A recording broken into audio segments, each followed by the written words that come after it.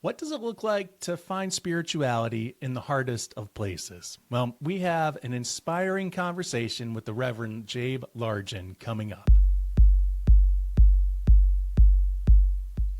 Welcome to Compass, Finding Spirituality in the Everyday. I'm Ryan Dunn, your host and fellow traveler on the spiritual journey. This episode delivers a remarkable story regarding addiction, tragedy, transformation, and renewed hope. I chatted with Reverend Jabe Largen, who opens up about his experiences growing up amidst the opioid crisis in Appalachia, wrestling with loss, and the power of grace that emerged not really in spite of, but often through pain and vulnerability. We have lots of conversations around faith exploration and curiosity and investing in personal faith practices here on the Compass Podcast. So if this kind of content is meaningful for you, then go ahead and hit the subscribe button on your podcast listening platform. If you've already done that, then I invite you to take the next step and help someone else discover Compass by leaving a rating and or review of the podcast on your podcast app. That really helps new people discover our conversations here. Some things for you to discover in this particular episode include the role of honesty and vulnerability in spiritual growth, how faith communities can respond with radical love, and wrestling with the big question, the why of suffering and this thing that we have called theodicy. So if you're into that, stay tuned for this inspiring conversation with Reverend Jabe Largen.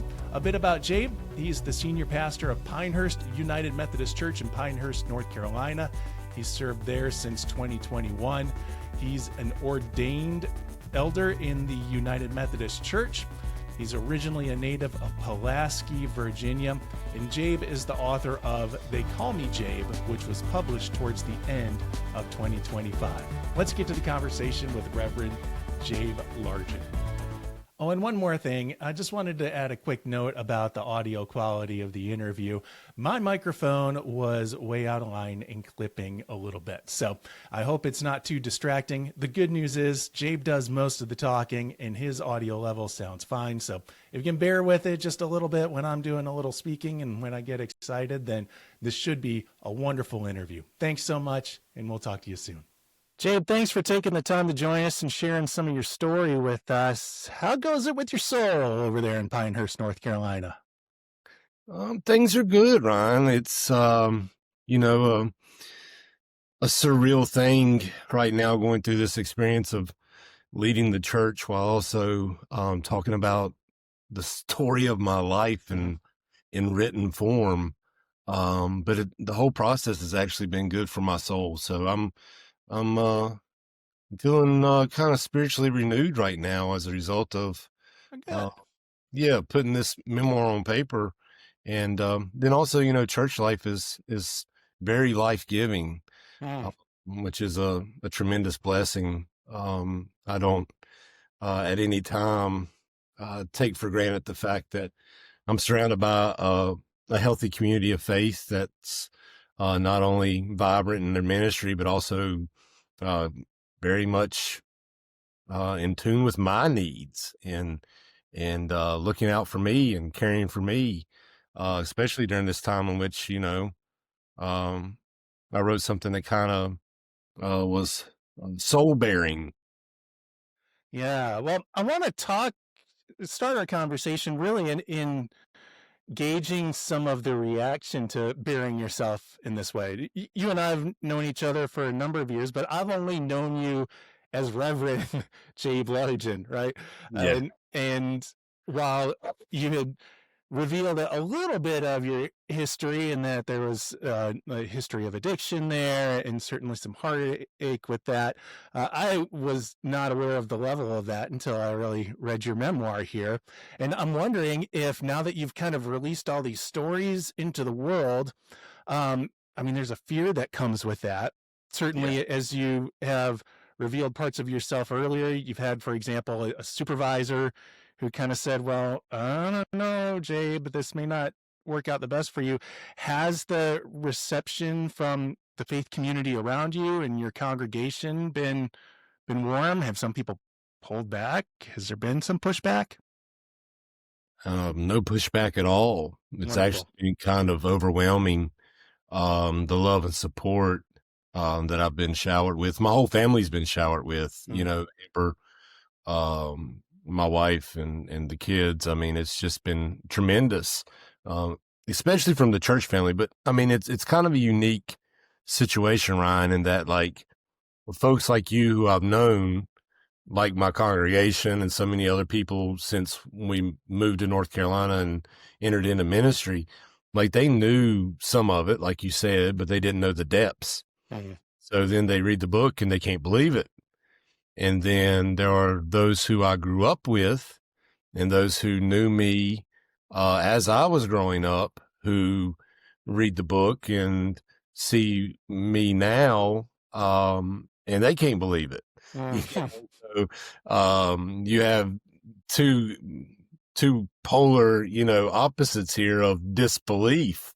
I can't believe you did that, and I can't believe you're doing this. But the church has been tremendous. We had a book event recently where, we just had a conversation kind of like this, and then at the end, I signed some copies and stuff, and just the outpouring of love and support. It was moving for me to feel that love. I think that in terms of United Methodist ministry, it goes to show that vulnerability and honesty from the pastor really might not be all that bad of a thing.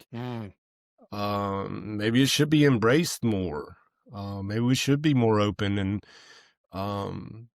and if congregations aren't open and receptive to embracing the vulnerability of their leader, then they need to perhaps take time to look in their own mirror. But yeah, in my experience, it's been phenomenal. It's exceeded expectations. Was it therapeutic for you to revisit some of this stuff? Yeah, it was very therapeutic. Not in the moment. Yeah. In the moment, it was painful, and fearful for the reason that we just talked about. I was very afraid that in telling my truth, I would not be embraced or received. I did fear that the reaction would be much different than what it actually is. But the biggest burden was in the actual writing of it. I'm not a good journaler, so I've never journaled for any extended period of time. And so the writing of the book was a process like that, except I'm doing it all at once and over and over and over again. Yeah. So, I write some very hard things that have happened in life, and then, I move on to the next very hard thing that happens in life, and so on and so forth until it comes time to edit it. Yeah. And then when I edit it, I relive it again. And then, about 48 to 72 hours later, I feel really good because, I've got this off of my soul, right? And then it's time to edit again. And then some other feeling comes up that's probably unexpected, or some other memory comes up that's unexpected, and then it's the whole process again. But now that it's all done, yes, extremely therapeutic. I've had people use the word cathartic. This must be very cathartic for you. And I think that's a good way to describe it now. But the process itself was wrenching, to put it the best way I know how. Yeah.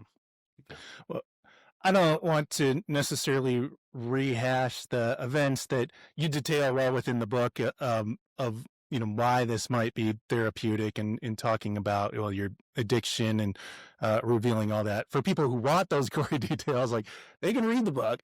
But can you give us maybe like a synoptic narrative, the elevator speech, so to speak, of what happens throughout your memoir here? Yeah, I think there are a couple strings that run throughout it. One is death, and then hope. And with that death string, I mean, you have the addiction side of things, you have tragedy, you have a lot of things that are associated with death on that death string that runs throughout. But then you have the hope string that runs throughout, and grace is very much a big part of the hope piece as well, or maybe it's vice versa. Hope is part of the grace piece. I mean, you can take it either way. But I grew up in Appalachia, in a community that was once thriving, but quickly deteriorated in terms of its economy, its quality of life.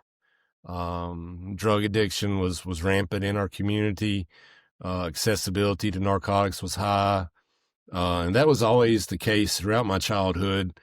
But then when Oxycontin dropped, in the late 90s, early 2000s, we were ground zero for that, as was so many other communities in Appalachia.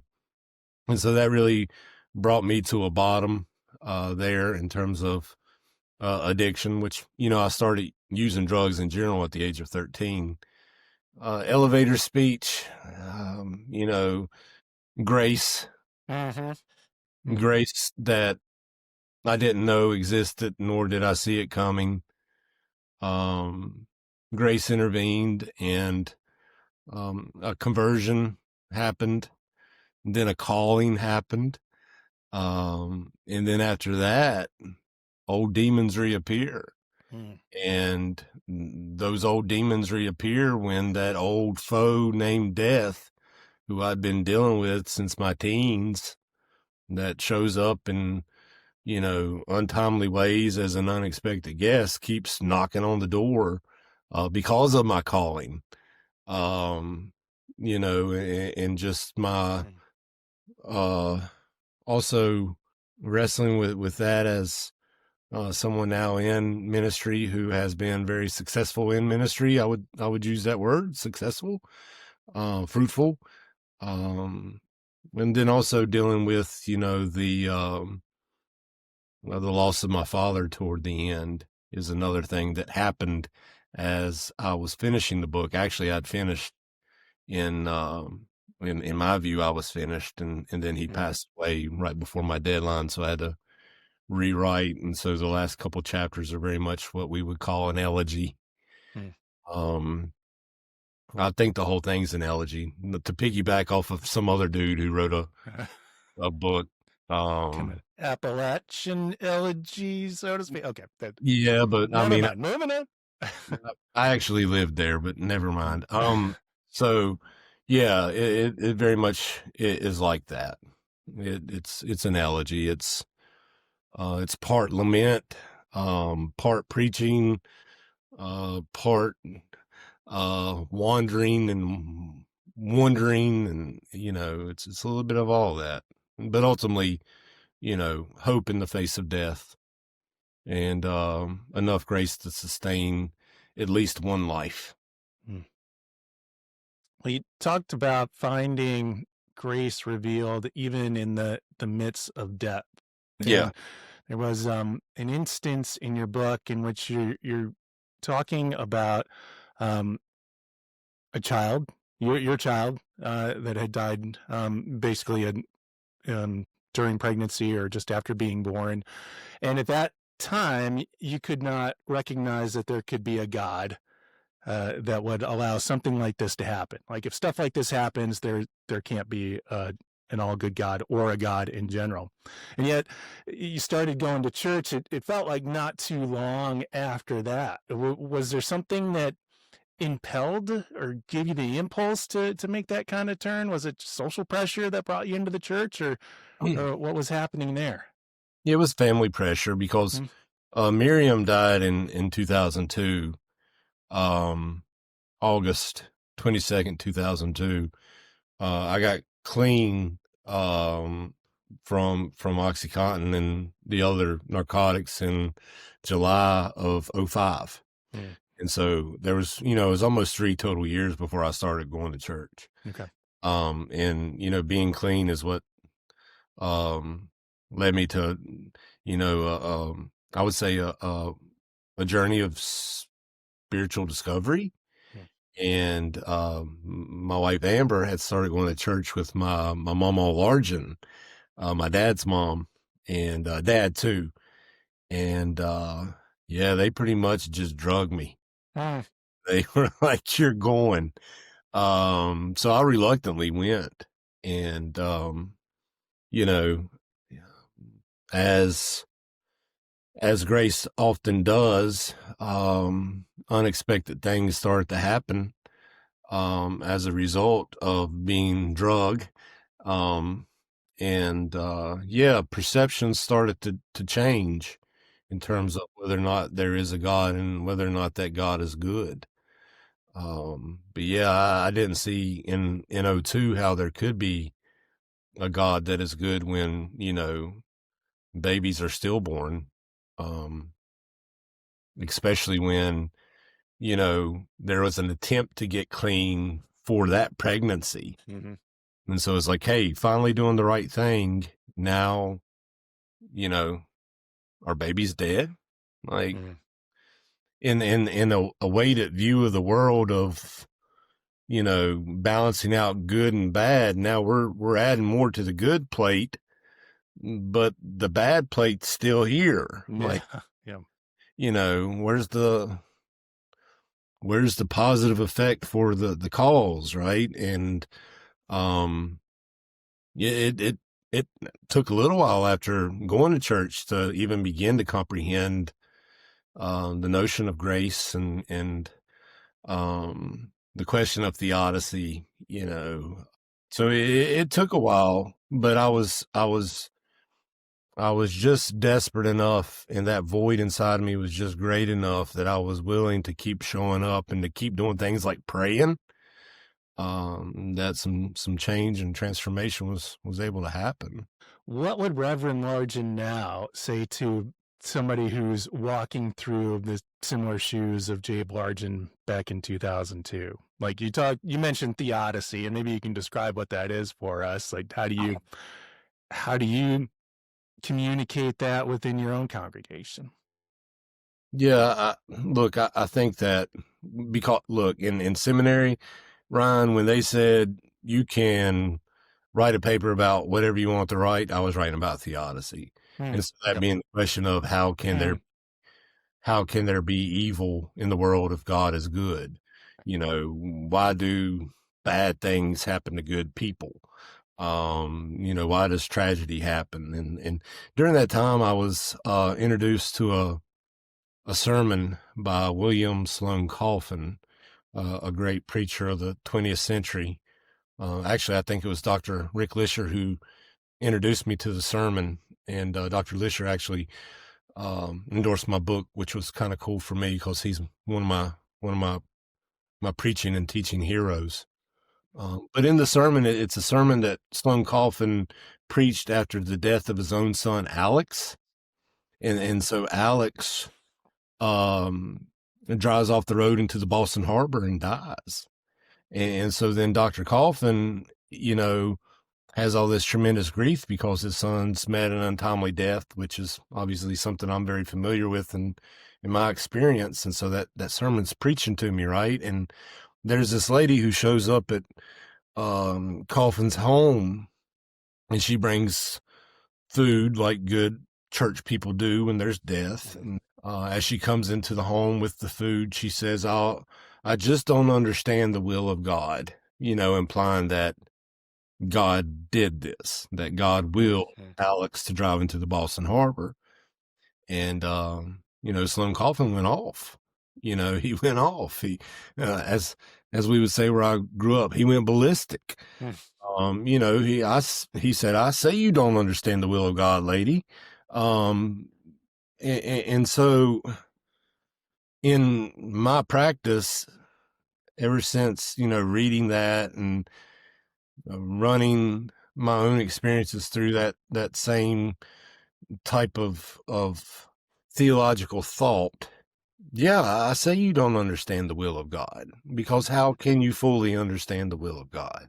Mm, And how can you say that this is the will of God? It's not God's will, most likely, that our baby died.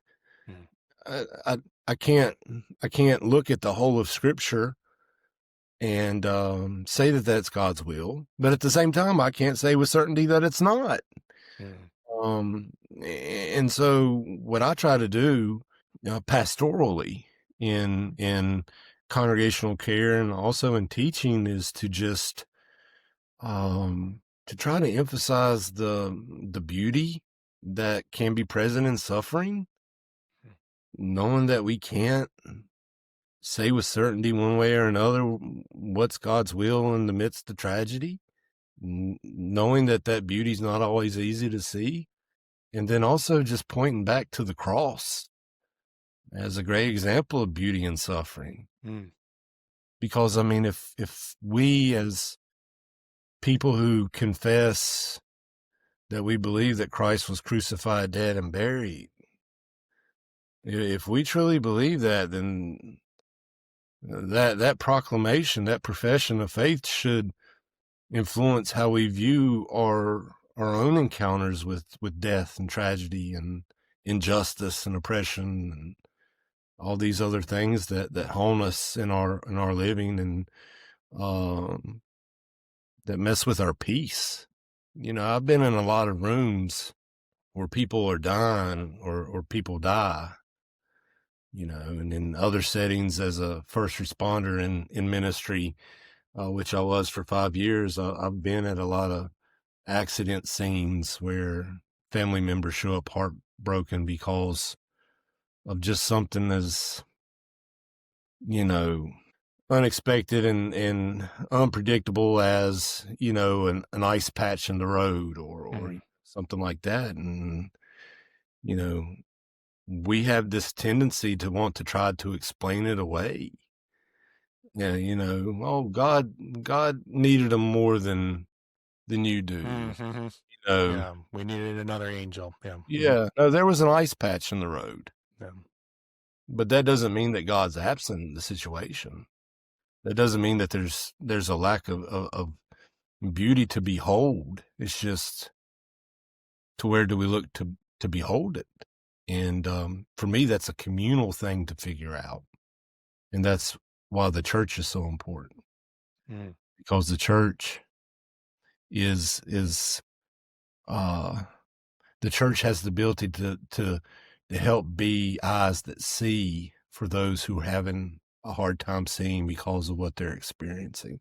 mm, So yeah, that those are the types of things I promote. And yeah, the community being the reminder that, you know, God's love is sovereign and bad things happen, and if God intervened in every situation, then we'd be in heaven, and we're constantly reminded that we're not. Faith entails this tension with certainty in some degree, where I think when it comes to theodicy, we tend to lean into, well, oh, this happens for a reason because it gives us comfort and certainty. Um, uh, but you seem to push against a certain kind of certainty to a degree. And actually, I want to read you something here, Jabe. It's from your book. I don't know if that's a faux pas to like read back to the author part of their book, but just for the sake of our listener, I think that they need to hear it. And then I'll Yeah, ask you to I address kind of appreciate it. No, I the really appreciate it. And I'm not reading it again, so this is even. this is it. All right. Well, here's what you said in case you didn't know. In this grace-filled existence, who really deserves what and when? Why? And why is it that when what is deserved is levied, the levying is inconsistent from one reckoning or blessing to the next? Among us mortals, if anyone claims to know the answer to any of the above, undoubtedly, I will without shame run away from them as fast as I can. I'd encourage you to do the same. Why, why run from such certainty? What makes you so uncomfortable with that? I'm really satisfied with how that sounded. Right? if they do like an audio book, I might want you to read it. Oh, wow. No, is that one of those sermon moments when you're like, oh man, it was so powerful when you said this, and you're like, I said what? that, yeah. No. So yeah, I think that I am pushing back against certainty always. And that look, there are a few things to which I am certain. And those things that fall into the realm of why or how, I'm not going down the road of certainty. Because why and how are, as we would say, above my pay grade. And it's not for me to do that. It's more, it's more imperative for me to lean into the mystery than it is to try to seek out all the answers. Now, we do have to have some idea of what may be. And a lot of times we have to have some idea of what may be so that we convey a hope that is faithful and what we believe to be at least close to true. So much as we can say what is true. But how and why, I mean, look, if again, we take serious the things that we confess about our faith, how and why is really hard to say with certainty. And in terms of deserving, because if I get what I deserve, we're not talking right now, because it's most likely death, but possibly also jail, prison, mental institution. I mean, in terms of deserving, based off of how society views who's worthy of what, then there's no way I live in Pinehurst, North Carolina and lead a phenomenal church and, have my own house and drive my own car. And so it goes back to that Sloan Coffin example too, I think, Robert, and the lady bringing in the food. And I just don't understand the will of God. Like, she was certain that this was God's will. That was harmful and misguided too, no matter how well intentioned. So yeah, I don't run much these days, and I would actually probably be more prone to push back as opposed to run from them.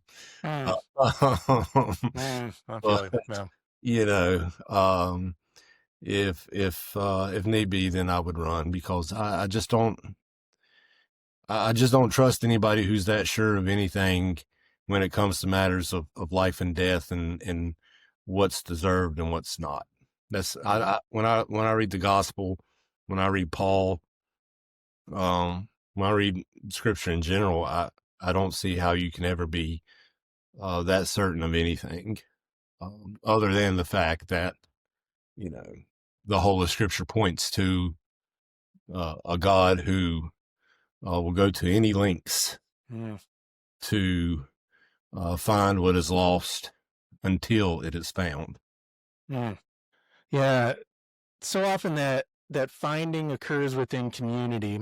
You've talked a little bit about how church community was part of your spiritual awakening, but also the community around recovery seems to have been a profound influence on your spiritual awakening as well. You noted that you learned to pray within Narcotics Anonymous, and I'm wondering, was there a time when you remembered like your prayers becoming something genuine? And like a lot of us, even before we are quote unquote believers, we pray out of a necessity, right? So the idea that there's no atheists in foxholes, right?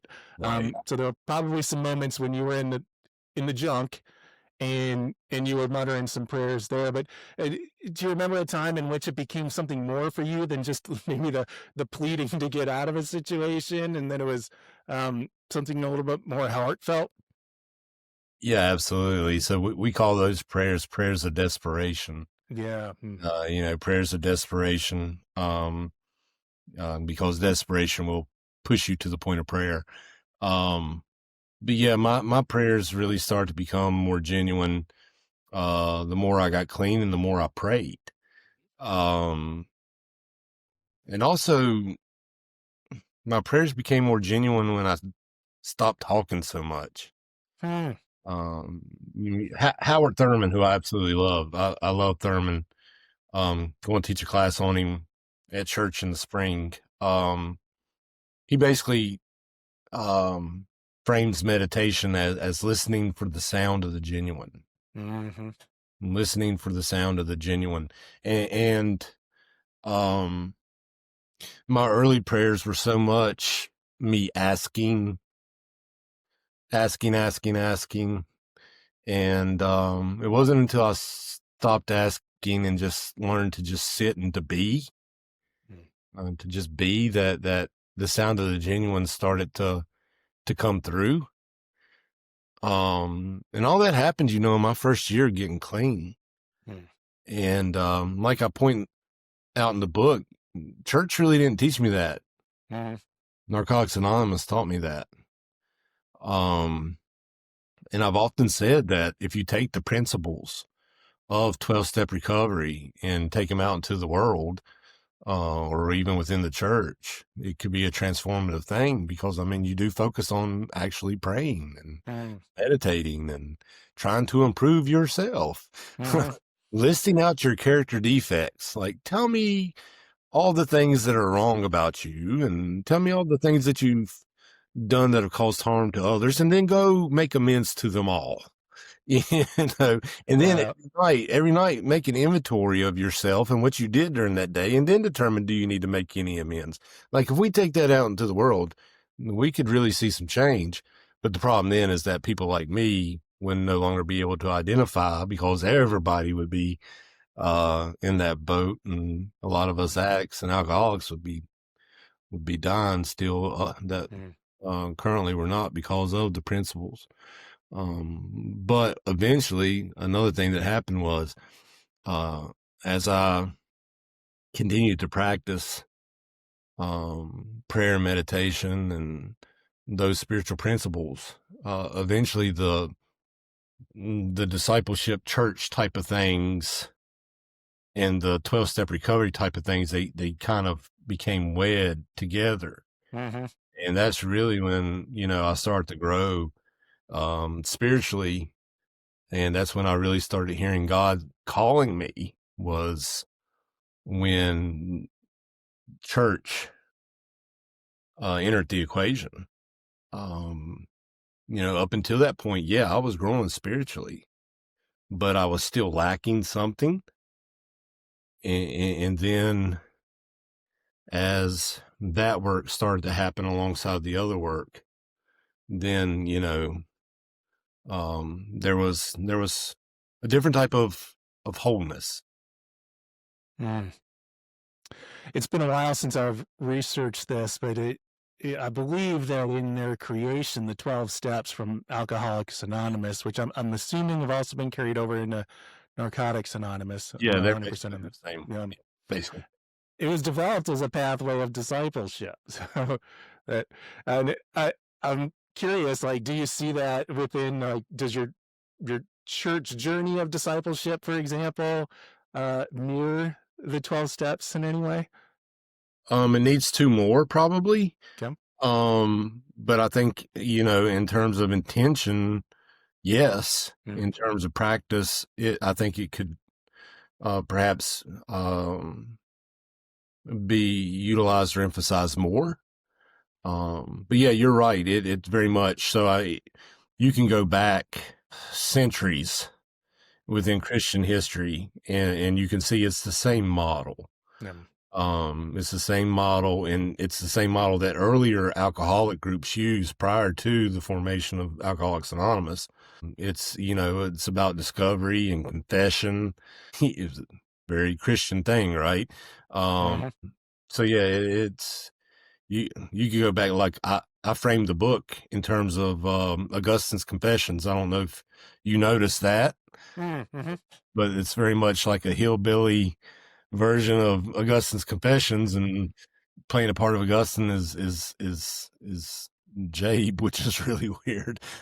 He and I don't have much in common other than we had a lot to confess. He's a little brighter than me, but yeah. So I mean, if you go back to Augustine and Confessions, it's kind of that model. It's like, yeah, I need to confess this, and my spirit is awake now, and I'm praising God for it. And you know what? I probably need to confess a little bit more. And it's that's discipleship. Yeah, and it's 12 steps too. So, yeah, I appreciate you asking the question because, I think if we, at a, those of us especially who have experience in both worlds, if we take serious the work of disciple making, we can learn a lot from those principles while understanding that those principles were formed by principles that already existed within the community of Christian faith. Mm. Well, to kind of shift gears a little bit, we're recording this towards the end of 2025.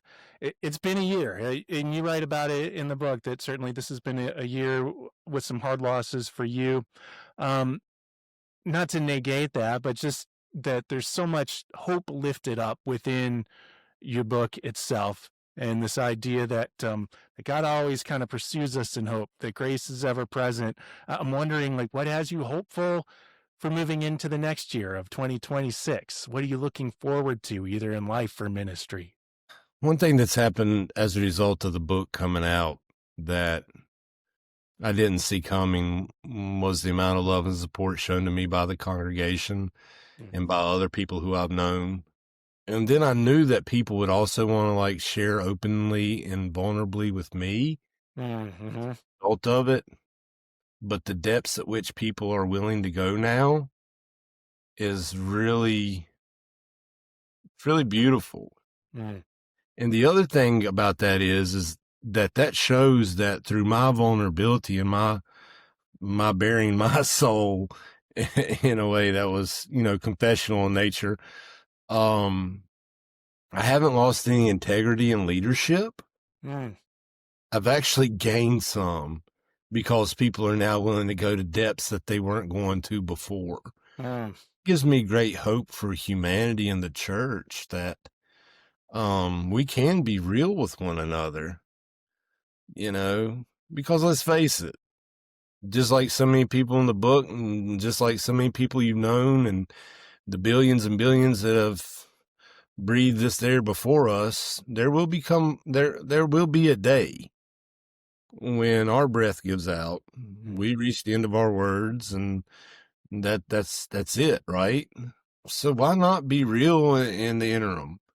Why not use the breath and the words to just be genuine, to be your authentic self? What do we have to lose? Anything that perhaps we fear that we have to lose, is it really that important? So what the book has reminded me is that real is okay. And I think people have a deep longing for a shared realness. So I've got some hope for that. And I wish I could take credit and say, oh man, I did this great thing and wrote this book. Now people want to be real and I want to be real and all this and all that. But no, I mean, real is real because God is really real. Gregory of Nyssa used that phrase to describe God, the really real, really real, the God that we cannot understand, but we know to be really real. We have a deep longing for that. And God's so really real that God became flesh and dwelt among us. Our God is incarnational. That's real. So why not be real in response to that? It's certainly, Ryan, made me, having told some of the hard truths that I tell toward the end of the book about my own flaws, even in ministry and fruitful ministry, it has led to, the last 6+ months being some of the best 6+ months that I've had in terms of how I feel about myself and how I view the world. And that's not on accident. Well, Jabe, thanks so much for taking the time. It's really good to reconnect with you, and thanks for sharing your story so openly. I hope that people can kind of take a sense of